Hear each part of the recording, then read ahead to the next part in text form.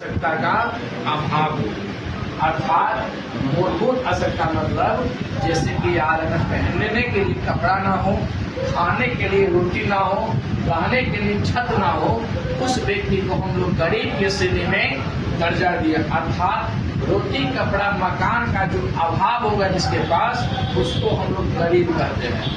ठीक है, तो इकोनॉमी में गरीब के लिए इन्होंने दो प्रकार के गरीब का निर्धारण किया है, एक सापेक्ष गरीब और एक निरपेक्ष गरीब। यानी कि जिसे रोटी कपड़ा मकान का अभाव हो उसको हम लोग निरपेक्ष गरीब कहते हैं, और जिसको रोटी कपड़ा मकान को पार कर चुका है, फ्रिज कूलर एसी यानी कि चार चक्का गाड़ी ट्रक मारुति इस सब चीज का अभाव हो, उसको हम लोग सापेक्ष गरीब कहते हैं। ठीक है, इसका मतलब गरीबी का दो प्रकार से हम लोग बांटते हैं, कौन कौन, निरपेक्ष और सापेक्ष। सापेक्ष गरीबी के लिए मापन के विधि कौन सा है आपका, गिनी गुणांक और लॉरेंज वक्र कब लाया गया, 1905 में। गिनी गुणांक लाया गया 1912 में। ये दोनों कहीं ना कहीं आय में विषमता के आधार को मापन करता है। यानी कि आप जानते हैं सापेक्ष गरीबी क्या होता है, आय में विषमता दर्शाता है। इसका मतलब जैसे एग्जाम्पल के तौर पर रोहित कुमार कमा रहा है 25,000 रुपये मासिक, मान लेते हैं हम। ब्रजेश कुमार कमा रहा है 50,000 रुपये मासिक, और अभिषेक कुमार कमा रहा है 1 लाख रुपये मासिक। ये आय में क्या वो विषमता हुआ ना, ये कहीं ना कहीं रोटी कपड़ा मकान के दिनों से का अभाव है, नहीं है। जब आय में क्या है, विषमता है, रोहित कुमार चाहेगा क्या हम ब्रजेश की कॉपी करें, ब्रजेश जैसा बने, ब्रजेश चाहेगा आपसे क्या आय में अपने आप ग्रोथ कर रहे हैं। तो आय में विषमता का निर्धारण करने के लिए सर्वप्रथम कौन आया था, लॉरेंज वक्र लाया गया 1905 में। परंतु वो आय में विषमता को अच्छी तरीके से अपने निर्धारण न कर पाए, और उसको जो उसमें जो कमी था उस कमी को संशोधन करने के लिए, सुधार करने के लिए गिनी गुणांक आया, और गिनी गुणांक ने उस कमी का सुधार किया, और उसी आधार पर उन्होंने सापेक्ष गरीबी का मापन किया। तो आपको यदि पूछा जाएगा सापेक्ष गरीबी का मापन करने के लिए सबसे प्रचलित विधि कौन सा है, गिनी गुणांक, जो 1912 में आया था। ठीक है, कोई दिक्कत। और निरपेक्ष गरीबी का मापन के लिए क्या, हेड काउंट भी गिन क्या होता है आपका, क्या निरपेक्ष गरीबी का जैसे एग्जाम्पल के तौर पर आपके पास रोटी कपड़ा मकान का अभाव है, नहीं तो बोलिएगा वो आप मिलेगा एक आदमी, फिर वहाँ पे 2 आदमी, फिर 3 आदमी, फिर 4 आदमी, ऐसे हेड काउंट करके आपको गिना जाता है। और इसी आधार पर एपीएल बीपीएल की सूची तैयार किया है, किसके द्वारा, गिनी गुणांक, भारत सरकार द्वारा एपीएल बीपीएल सूची तैयार किया जाता है। और किस गरीब के आधार पर, निरपेक्ष गरीबी के आधार पर। तो दिक्कत है।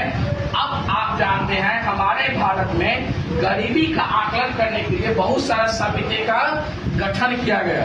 ठीक है, तो आप लोग जानते हैं प्रथम बार राष्ट्रीय आय यानी कि गरीबी का प्रति व्यक्ति आय का निर्धारण किसने किया, दादा भाई नेहरू जी।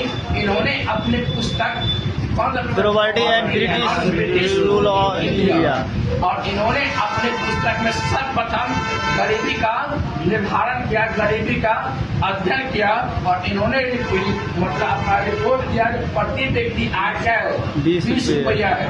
यानी कि धन निष्कासन का सिद्धांत दिया था कि ब्रिटिश क्या हो सकता है, हमारे घरों में आकर के हमारा ही धन वापस ब्रिटेन ले जाता है, उसी को हम लोग क्या बोले, धन निष्कासन का सिद्धांत।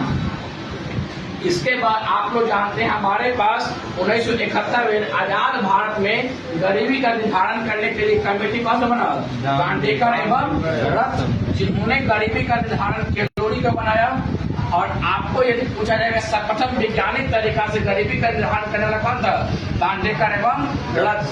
इसके वाय के अलग समिति ने भी गरीबी का निर्धारण क्या बनाया, कैलोरी। शहरी क्षेत्र में कितना बोला, 2100, अब ग्रामीण क्षेत्र में 2400।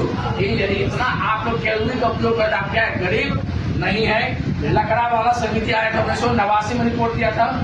और इसके बाद आप लोग जानते हैं 1989 से 2003 में ना, 1989 2003 में, और इन्होंने भी गरीबी का आधार क्या बनाया, उपभोक्ता को सूचकांक को ठीक है। इसके बाद आया सुरेश तेंदुलकर समिति, और इन्होंने गरीबी का जो आधार माना किसको माना? बहुआयामी गरीबी, यानी कि गरीबी को उन्होंने एक आधार पर नहीं माना। गरीबी कभी भी गरीबी का आधार एक नहीं हो सकता है। यानी कि कोई शिक्षा के आधार पर गरीब है, कोई स्वास्थ्य के आधार पर गरीब है, कोई आय के आधार पर गरीब है, अलग अलग आधार पर क्या है आदमी गरीब है। इसीलिए गरीबी का बहुआयामी स्वरूप को कौन निर्धारण किया? सुरेश तेंदुलकर समिति ने, और इन्होंने प्रतिदिन खर्च के आधार पर गरीबी का निर्धारण किया था। अर्थात आप लोग जानते हैं ग्रामीण क्षेत्रों में कितना 27 रुपया और शहरी क्षेत्रों में 33 रुपया प्रतिदिन यदि आप खर्च करते हैं तो आप गरीब नहीं है। इसके बाद आपका श्री रंगराजन समिति। श्री रंगराजन समिति ने, आप लोग जानते हैं, उन्होंने भी बहुआयामी गरीबी को आधार बनाया, और इन्होंने क्या बोला? शहरी क्षेत्र कितना 962 साढ़े में 1407 रुपये प्रतिमाह पर डे, 47 रुपये प्रतिदिन, और ग्रामीण क्षेत्र में 972 रुपये प्रतिमाह और 32 रुपये प्रतिदिन। यानी कि आपको यदि पूछा जाए कि बहुआयामी गरीबी की रिपोर्ट के आधार पर कौन तो समिति था? सुरेश तेंदुलकर समिति, रंगराजन समिति। लेकिन आपको यदि पूछा जाए बहुआयामी गरीबी का मतलब विकास कौन किया? यूएनडीपी। आपको यदि पूछा जाए बहुआयामी गरीबी का निर्धारण करने की अवधारणा को विकास किसने किया? यूएनडीपी।